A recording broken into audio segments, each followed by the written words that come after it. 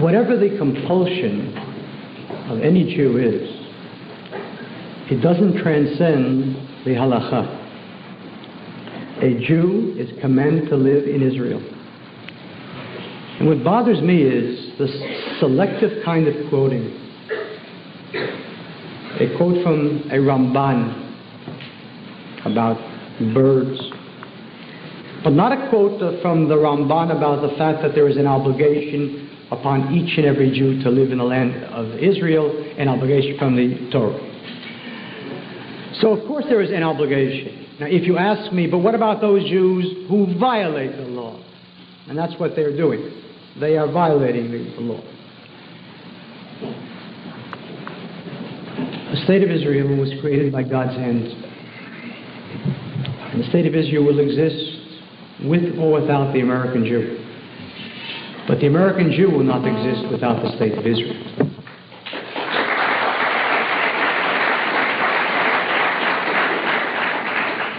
There's only one reason for rabbis and teachers to stay in the exile, and that is because unfortunately so many Jews are here. But it's the obligation of that rabbi to educate those Jews, make them Jewish, and among the things that he should do in making them Jewish is teach them that it's their obligation to go up to live in Israel. And every Jewish rabbi and every Jewish teacher who stays in the exile should set for himself or for herself a limit, 3 years, 5 years, and then go. Because no one can ever teach someone to do something unless he or she does it too. The state of Israel did not come into being because of Harry Truman. The state of Israel came into being because of God's will and 6,000 Jews who died in a war for its independence. The state of Israel doesn't depend upon Ronald Reagan.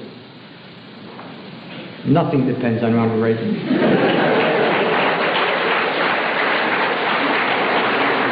And so for those Jews who perhaps may honestly believe that by our staying here we help Israel, no. Think of how you could help Israel if 6 million more Jews came to Israel. Think of what a country that would be. And if you're worried about money, if all the 6 million Jews came with all their money, wow, how much money. The UJA couldn't raise that in 2,000 years. And if they came with all their science and knowledge and brain power, my God, what a country we could have. So, if you want to help Israel, go there and live there. And have many, many babies. There. I would only hope that someone would ask a question. What is this hang-up about being Jewish if God really didn't? Rabbi Akselrod, you took 5 minutes not to answer that original question.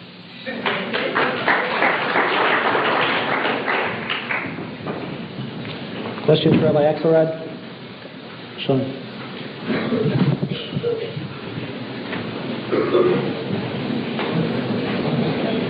The question is about the Senate and is addressed to both rabbis. Israel in the 370 years, Israel established by the pre-67 borders by the UN has been called by most military experts as indefensible. Do either of you advocate being back all the land until the pre-67 borders, and why, including the Sinai, which is already being back, and implications of that? Given the Arab society, which will agree to why would the Arab society agree to live in peace in the 67 borders now, when it didn't agree to live in the 67 borders before the war? Why is that? Isn't these borders suicide to the state of Israel? And you're putting the lives on Israel, of the Jews who make there. You are doing this and it's almost suicidal. The Arabs which we will put our lives, our fellow Jews, in their hands, were the same Arabs who committed Jewish massacres before, while they were living in other Arab lands. How can someone Well, being so learned as you are, Rabbi Akselrod, be so naive. Down other Muslim nations around the world. Iran has pretty much wiped out all of the Baha'i faith. Okay. The Arabs in Sudan, in the 1970s, have slaughtered over 250,000 blacks. The Arabs in Lebanon. Excuse me, I'd like to point out that I am deciding about the length of the questions, that I'm keeping time, that I am the moderator, and no one else is. Thank you. I'd appreciate that there be no interruptions. I will decide when to cut off the questioner. The Arabs in Lebanon have slaughtered 25,000 innocent civilians in the town of Kaba itself, no more than the other thousands of Christians that slaughtered. Do you advocate that these? Sean, can this be your last point? Yes. Do you advocate letting the hands of Israel be at the people, be at these governments to advocate this violence? Rabbi Akselrod, your love for everybody has blinded you. This is the real world, not the Soviet.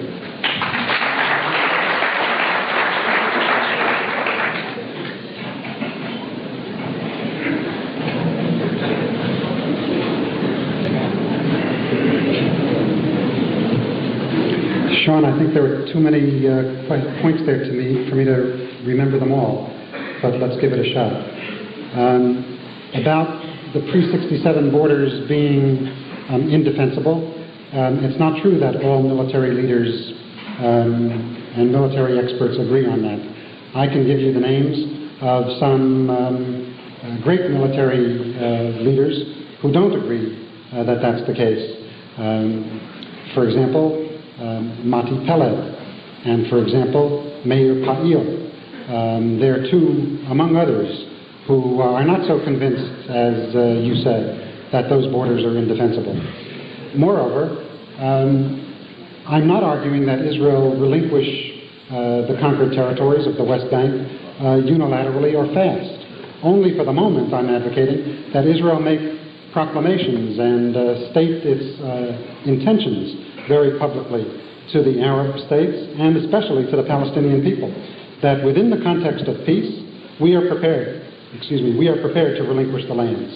After all, when we went to war in '67, we didn't go to war in order to aggrandize our territory. We're not an expansionist people, at least not unless we want to ape other peoples. We're a peace-loving people. And so we hold on to these territories, Sean, only as a surety for peace and for no other reason. And that within the context of peace, we will return them. And furthermore, Sean, within the context of peace, there will be no need to really defend our borders. So indefensible or not, that becomes nothing more than academic nicety. And excuse me, Sean, it's my turn again now. And so whether it's defensible or not is immaterial once we have normalcy, normal relations, and peace. You said I was naive, so let me weave the whole thing for you, and then you can really call me naive. The kind of thing that I'm dreaming of, Sean, and that I want to see played out in our day, is that there will exist the kind of relationship that the United States has with Canada between Israel and the Arab states, and Israel and Palestine. Now, some of you are laughing. It's not clear to me whether you're laughing because you don't want something like that. I can't imagine that you wouldn't want it. I mean, God, what's the implication of that? So surely you must want it. And if you want it, then surely you must want to strive for it and struggle for it. So surely it's not out of a lack of want, but you must think that it simply isn't in the cards, that it's naive to think that if there were Palestine on the West Bank and in the Gaza Strip, sharing Jerusalem as a dual capital, then there could not be an Israel, that they would wipe us out. But Sean, there are a couple of other factors that I would ask you to consider, and I would also ask those of you who joined Sean in laughing, you might also consider. For one, once the Palestinian people have a state of their own, then for the first time, really for the first time, they'll have something to lose. Now the PLO has nothing to lose. Nothing at all. Give them a state, and they will have something to lose. and a state that will clearly be much weaker than our state, because we're not going to relinquish our power, our strength, we're not going to disarm. Why, we would even insist, I would think, in the negotiating process, that Palestine not have an army for however many years, 5 years, 10 years, whatever, and that weaponry from the Soviet Union or from other imperialist states, including this one, not be permitted there, and eventually not be permitted in Israel as well, but that's another matter. So that state might have a police force, of course, but not an army. Will the Palestinians agree to that? I don't know, any more than you know, any more than any Israeli leader knows. Should we make such attempts? Of course we should. If we want territories and not peace, then no, we shouldn't make such attempts. But if we're really concerned about the security of Israel and the survival of Israel as a Jewish state, then of course we must be making such attempts and such overtures. Of course we must be trying to solve this thing politically by taking creative initiatives toward the Palestinians, even toward the PLO, Sean. We should be offering to recognize the PLO. We should be offering to invite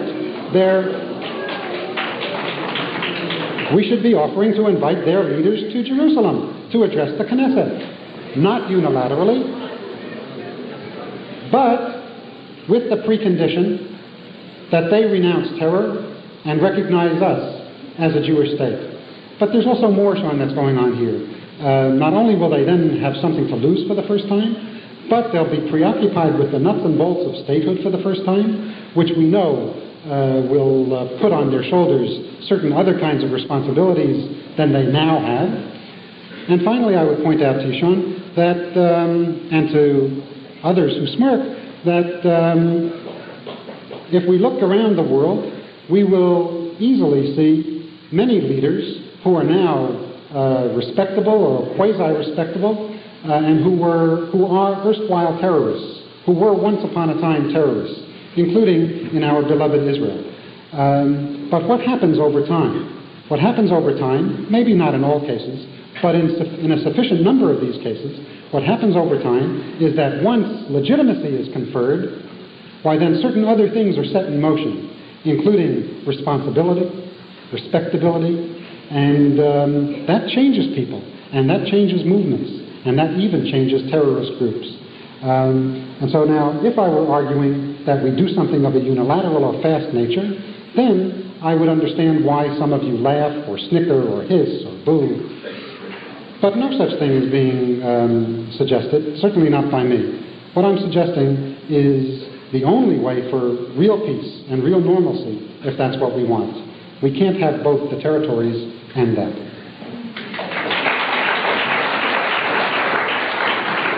I'm going to turn the same question over to Rabbi Kahane.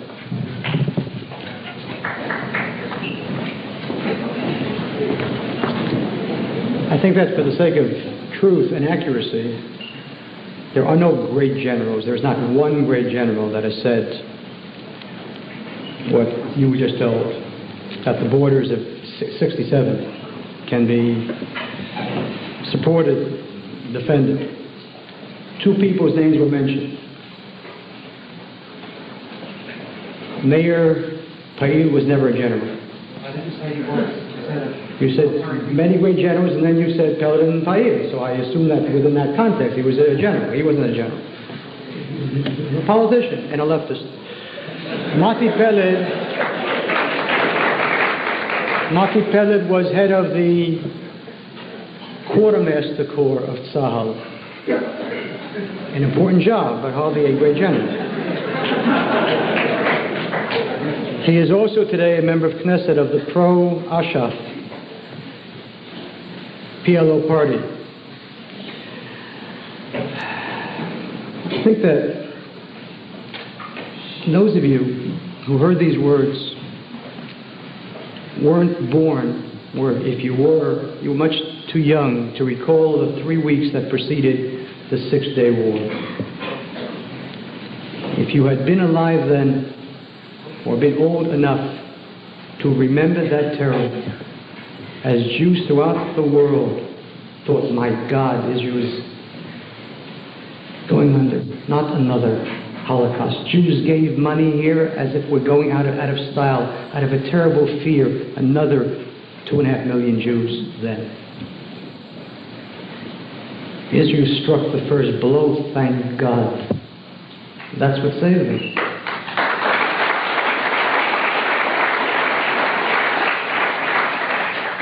Stand on a mountaintop in Samaria and you can see the lights of the cities of Israel on the coast. You want to go back to that? They may, if we make this offer to them, they've gotten clever. They may agree, and we'll have given them land for a piece of paper. How many people who win 5 wars give up land?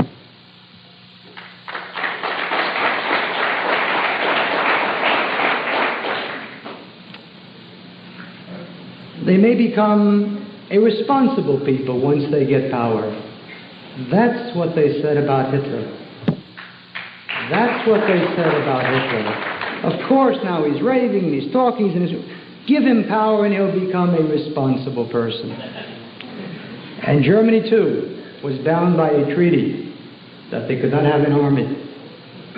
He tore it up, and the world did nothing. What will the Israelis do if there is a Palestinian state which invites Russian troops in?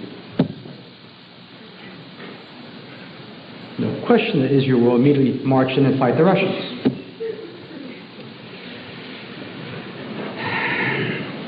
I find it an incredible thing. Let's invite the PLO. We're angry at Ronald Reagan for not remembering what the Nazis did. How dare we forget what the PLO has done and would do tomorrow?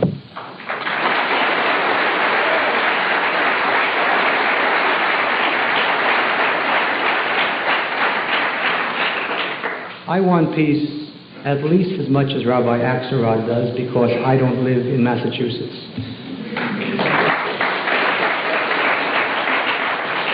I want peace because my children serve in the army, and I serve in the army. Of course I want peace. Who doesn't want peace? But there's a tremendous difference between wanting something and getting it. My grandson thinks that if you want something, you get it. When he reaches the age of 5, I hope that he'll understand that that's not how the world works. Of course I want peace, but I remember the reality of the Arab-Jewish struggle. In 1947, they could have had a state called Palestine. All they had to do was agree to a partition plan, which would have created an absurd little Jewish state which couldn't have existed. And they said no to that. I remember that. And I remember what they did before there was a Jewish state. The hundreds of Jews slaughtered in what was then Palestine. Why do we have such contempt for the Arabs? There's not one Arab refugee, not one Palestinian in Lebanon who comes from the West Bank or from Gaza. You know where they come from? They come from the Galilee. They come from Haifa. They don't want to return to Shechem because they never came from Shechem. They want to return to Nazareth. That's where they were born. Or to Haifa. That's where they were born. Why do we have such contempt for them? I respect the as a temporary step. And then you know what they'll demand? The implementation of all the UN plans. The UN resolved in 1947 to establish a state within certain borders. The PLO will demand, after they have their state within the 67 borders, that Israel conform to the resolution of 1947 and return Jaffa, or at least allow all the refugees to go back. And you know who will be the first of the Jewish moralists to get up and say, Yosef, it's only right, it's only right. You know who will be among the first. Because it's only right to let them. go back, because after all, it's not right to let them stay in camps when they came from Jaffa, and Ram, and Lut, and Ashkelon, and Beersheba. No, not 1 inch, not 1 inch back to them.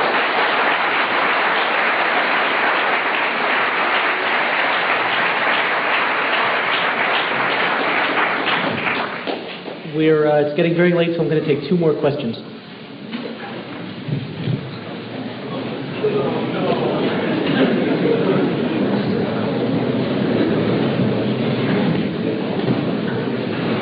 The issue that I'd like to address is separatism. When babies are born, they're born as human beings, and the way that people in different societies impose their impressions upon these human beings that are born is the way that different countries create their societies, and the people who are Jewish create the different sects within the Judaism, and the people who are in different countries create and pass on the traditions of the world. Now, what is the purpose of separating people in this sense? What is the purpose of creating differences like this? You may say that it's tradition, you want to pass on to your children look like you want to bring it on.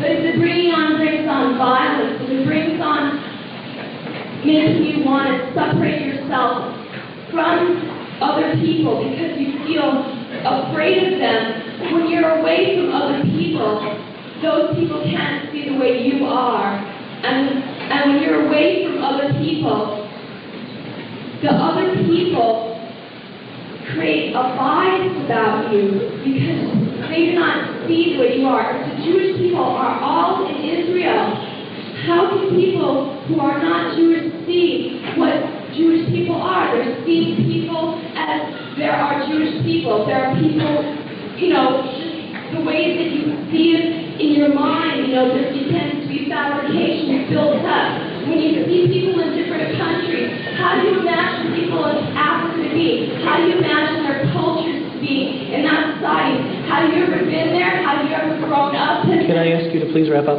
and specify who you would like to answer your question? This is not just asking a question to you, but it's asking a question to everybody. To your purpose in really wanting to find out the discrepancies in Jewish law. I mean, how does that affect the world? I will give you 10 more seconds to talk. Okay. How does this conversation affect how the rest of the world is going to respond to this? How are you as a person going to inflict your perception upon the world? It's the power, and that seems to be the way it ends up as being, and that's what I'd like to say.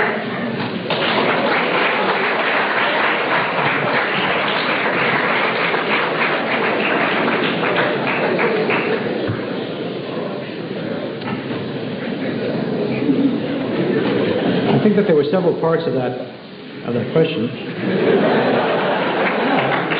And it was a good question. In fact, that was probably the most important question asked tonight. First of all, part of the question seemed to imply that if all the Jews are in Israel, then of course then Jews won't get to know other Gentiles, and there'll be hatred and so on and so forth. Which is why it was such a wonderful life for 2,000 years when the Jews were outside of Israel. It was just a tremendous pleasure because we got to know everybody and all of them killed us.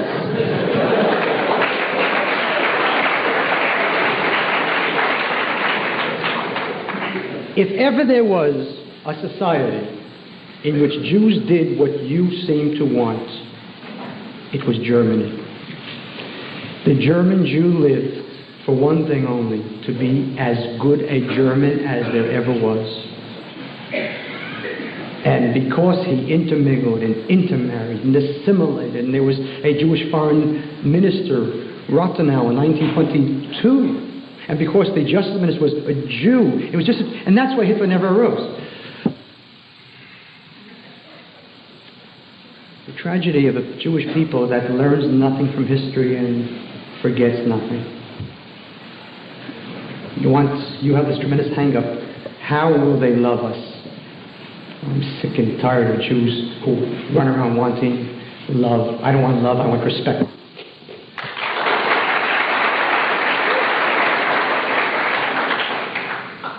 But your question was really a good one because of the fact that what you were really asking, even though you don't know it, was the question, why be Jewish at all? Because by being a Jew, you do make a difference between you and other people. And that's the question let someone ask that question, because Rabbi Akselrod in all the time refused to answer that question. If indeed there is the great ethical need and goal and drive and imperative is to be a human being, then indeed let us be human beings, and you're 1,000% right. Let's stop this nonsensical Jewishness and go out into the world and stop grandizing. Let's be human beings. It's a good question. I hope that Rabbi Akselrod will answer it. Let me answer your question my way. There's a God, He has the truth, and He gave it to us. Now that doesn't make us racists. A racist is someone who says, I'm better than you and you can never be as good as I. That's blacks, whites saying that about blacks saying that about whites. We Jews say, yes, we have the truth, and we are a chosen people. But any non-Jew who wants to, it's open. Take it and become Jewish. And you can be as good as I am. Torah is truth. And the way to achieve a status of being holy and lofty is through Torah. And that's why the Jew has to be separate, has to be different. And if there's no Torah, then you're right. I can understand you, and I can understand me. And both of us will have great, great trouble understanding Rabbi Akselrod.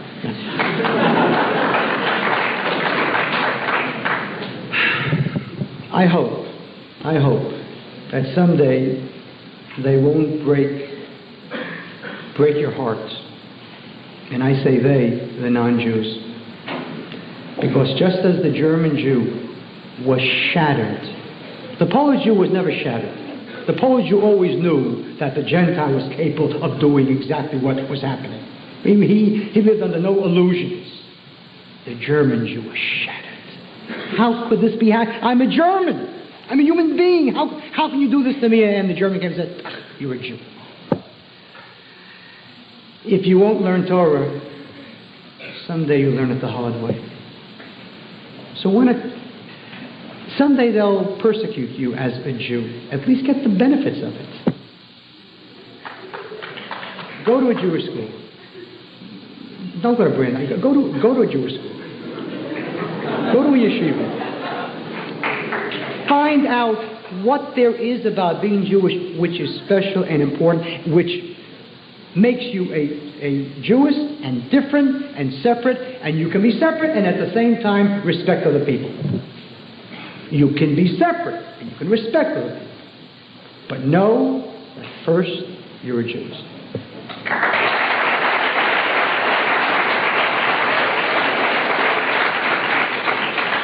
Before I turn that same question over to Rabbi Akselrod, I would like to say that I'm informed that we do in fact have the room for a little bit more time, so if people are game, we can go a little bit longer. Rabbi Akselrod.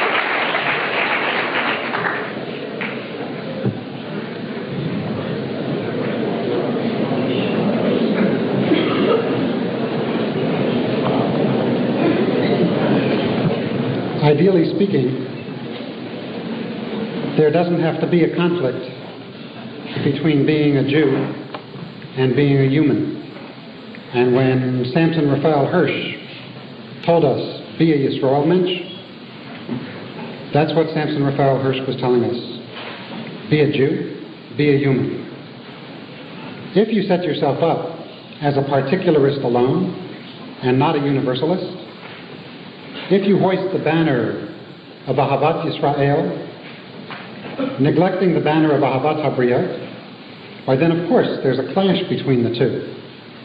But there doesn't have to be, nor was there intended to be. My belief is that we are part of a divinely elected people, very much so. I think people who listened heard me say that. I went on to say that we were chosen not for privilege and not for prerogative and certainly not for superiority, but we were chosen for responsibility. And I believe that through and through. Not in some of the ways that were misrepresented by my colleague tonight, but in principle and in theory, I believe through and through that we are part of the people chosen, divinely elected, to represent in the world the will of God, to pursue in the world what God wants to see unfold in history. And we are God's partners. Seems to me I said that. And we are God's witnesses. Seems to me I said that, even in the original. And so my colleague may find it difficult to conclude what I believe on this score. For me, it's quite plain, and I trust for those of you who listened, it's also not terribly obscure or difficult. We are born into our people. We are born into the chosen people. It is a people that admits others, but doesn't go looking for them. And at the same time, however, it is a people that is here to pursue God's will for the world. God's will has to do with the justice and the unfolding of a plan of peace for the world. And that is our obligation. So as far as I'm concerned, though of course there have been countries in which we have been persecuted, and of course there have been non-Jewish societies and governments that have detested us and persecuted us and oppressed us and murdered us. Yes, that's happened. But that hasn't happened through all of history. The blood and tears approach that my colleague dwells on, that's not the leitmotif of all of our history. There have also been societies and countries where we've been welcomed and where we've flourished and where we've prospered and where we've contributed greatly to society and to culture as we have to world culture. And so I ask you not to go around as paranoids. That's uncalled for. Vigilant? Yes. Paranoid? No. And I would ask you to contribute to the society in which you live. So it's not clear to me what the great mystery is in terms of what I've stated and not stated.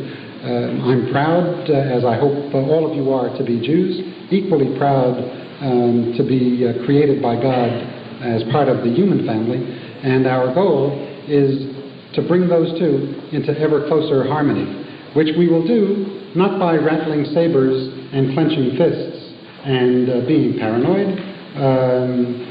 Whoever wants to raise the fist, take is into hate, and copy those kinds of people all you want, but know that you're not being very Jewish in that enterprise. And if that's what you want, fine, do that.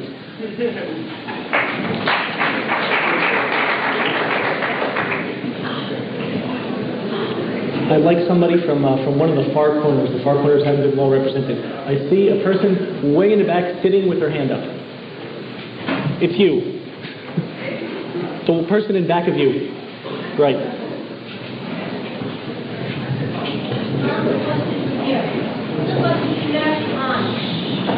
What happened during the Nazi regime in Germany to the Jews?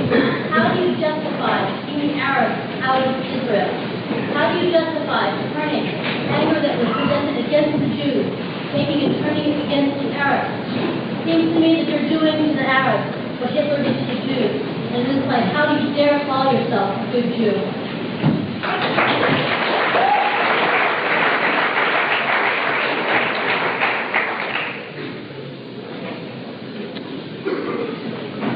The rabbis tell us in the Talmud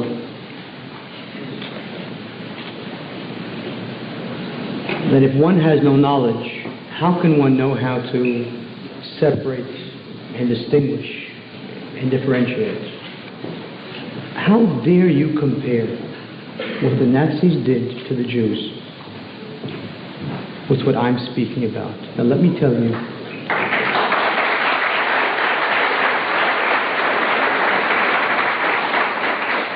If the Jews of Germany would have said, this is really our country and the Germans have taken it from us, and when we get strength and power, we'll take it away from the Germans and call it Israel,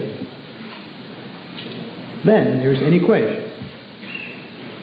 But the German Jew wanted nothing more than to be a very good German. He wanted nothing more than to be a German citizen with German culture and everything German. How can you compare that to what the Arab says? The Arab sincerely believes that the Jews have stolen the country from him.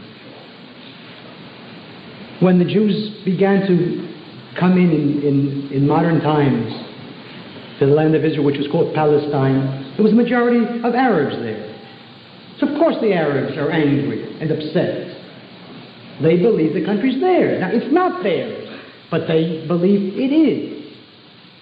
And of course they sit and they're angry. And of course they say openly, when we become the majority here through peaceful means, we will change this country into an Arab state. What kind of comparison is that? Are you ready to let them do that? Rabbi Akselrod speaks about, let's bring Jews to Israel. I can imagine that he's ready to leave Tuesday. Nobody's going to Israel, and this red herring about the fact that because Israel doesn't welcome the non-Orthodox Jew, what a red herring that is. What a red herring. Do you think that the reason why a Reformed Jew doesn't go there is because his rabbi can't marry him there?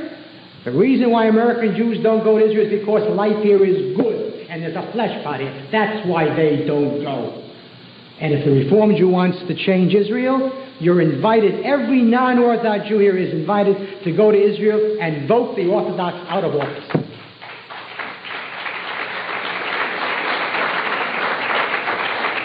So there is no Aliyah, Jews are not going there, and there is no birth rates, because the only ones that have babies are Orthodox Jews.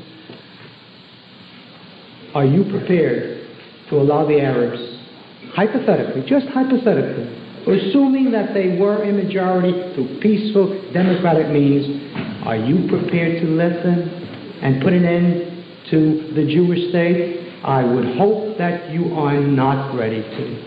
I would hope that you would say, I don't care. Nothing will put an end to my Jewish state, not Arab bullets and not Arab babies.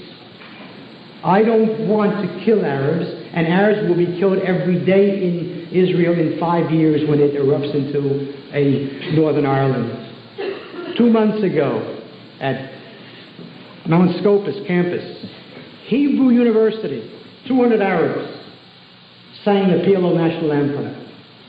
And part of it speaks of liberating the Galilee with blood and with spirit. They're not talking about the West Bank, they're talking about the Galilee.